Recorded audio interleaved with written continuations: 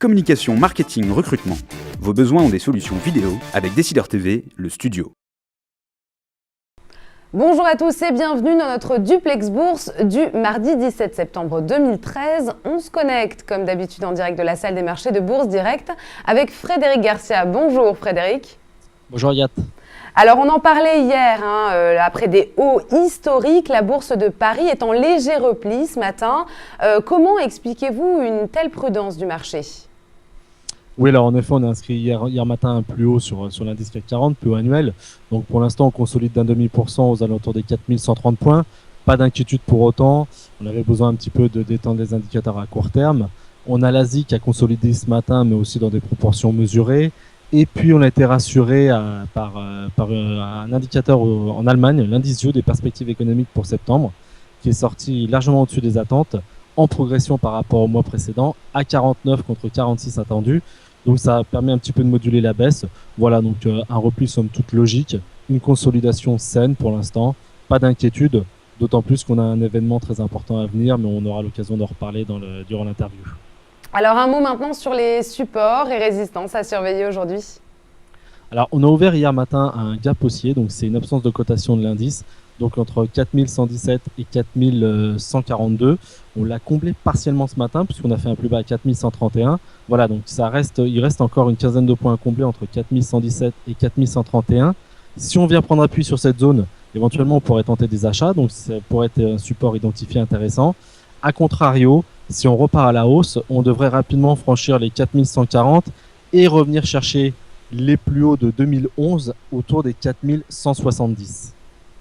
Alors maintenant, du côté des valeurs, le secteur automobile est sous pression et Ipsen, je crois, à la cote, mais je vous laisse vous en parler.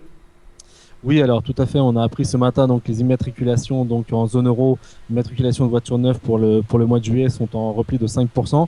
Donc après l'embellie qu'on avait eu sur le deuxième trimestre 2013, on a de nouveau une détérioration donc des ventes de voitures neuves.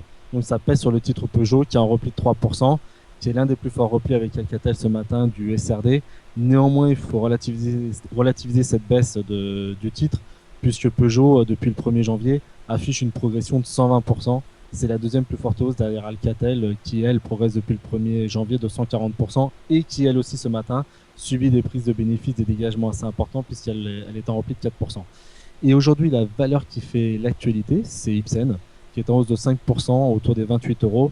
Voilà, c'est dans la famille des laboratoires pharmaceutiques, un petit peu les biotech. Et ce matin, donc, on a eu des premiers résultats positifs concernant donc le critère principal de l'étude en phase 3 ELECT qui est consacré à la somatuline. C'est donc un médicament qui éventuellement pourrait être commercialisé dans un délai assez rapproché. Donc la phase 3, on approche assez rapidement de la commercialisation et des premiers donc, résultats bénéfiques et porteurs pour le bilan de la société. Voilà, donc c'est dans les cancers gastro-intestinaux. Voilà, donc une nouvelle assez conséquente qui dope le titre littéralement en hausse de 5%. C'est la plus forte hausse du SRD. On termine maintenant avec Wall Street qui a fini en hausse hier. À quoi peut-on s'attendre cet après-midi à l'ouverture ? Alors pour l'instant, on a des futurs américains qui plaident pour une ouverture relativement stable. Donc hier, on a un petit peu topé au niveau des plus hauts historiques sur le Dow Jones et le S&P.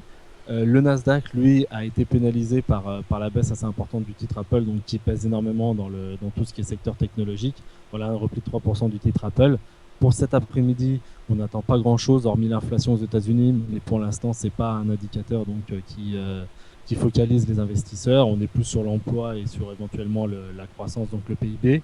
Et le fameux rendez-vous tant attendu, donc rendez-vous de première importance que l'on aura, c'est ce soir donc le début de la réunion de la Fed, donc qui doit s'étaler sur 2 jours, avec demain donc la décision qui devrait être apportée par Ben Bernanke concernant un éventuel ajustement du quantitative easing 3, une réduction donc de beaucoup l'attente autour des 10 milliards. Voilà, donc ce sera à surveiller demain soir. En attendant, je pense que le marché américain, au même titre que le marché parisien, devrait se mettre en position d'attente en fonction des décisions qui sont prises demain soir à 20h, 20h15 par la Fed. Voilà, donc pas trop normalement d'amplitude à attendre cet après-midi sur les indices américains. Merci beaucoup Frédéric pour toutes ces précisions. On se retrouve demain pour un nouveau duplex. En attendant, très bonne séance à tous. Au revoir.